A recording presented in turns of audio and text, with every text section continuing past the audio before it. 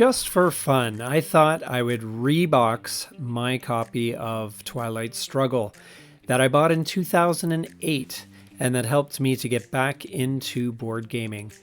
And we're going to do a slow pan over all the components here, and just to give you that overhead view of everything that's inside.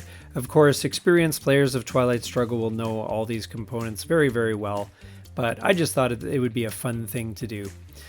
First of all, we're going to suck all these counters back up in the bag, and these are the counters that are more reminders of events, which events have been played, where you can successfully coup or not, depending on DEF CON restrictions. We have the late war deck.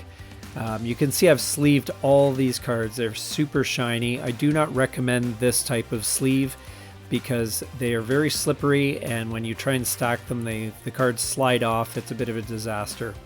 But sleeving cards is a good idea, especially when you play a game as often as I have, like this one. So here's the one part of the mid-war deck here. It's amazing how well you can get to know these cards, actually. Just by a quick glance, you know not only the which deck it belongs to, but the effects, the ops. You get to know all the cards really, really well. The most famous card, of course, being the China card. And we'll take a quick look at that there. And then we will take a look at the early war deck, which is the one that most people are familiar with because it's the cards you'll play with every single game. Even if you lose in turn one, you will get to know these cards a little bit. We've got some other bags there, and we've got the dice, which arguably are the most fickle dice in all of board gaming. Then we have the Soviet influence markers, which will suck up into the bag, and then we have the American influence markers, and we'll suck those back up as well. And that just leaves the board. And the board to me is iconic. I've still loved the look of it. It really just is so well laid out. The graphic design is exceptional, and I'm sure that there have been and will be other iterations of this board, but I really like the board as is. It's a very solid, thick cardboard, and you can see you can turn the pages like a book. Very solid book.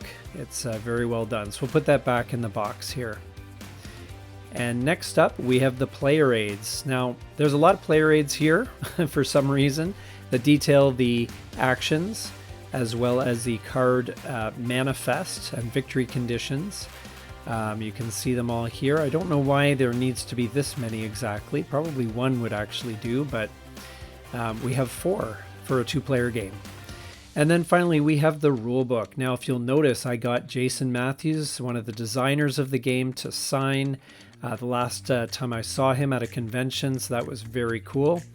And we'll put this back into the box. I'm not sure if that adds any more value to the game, but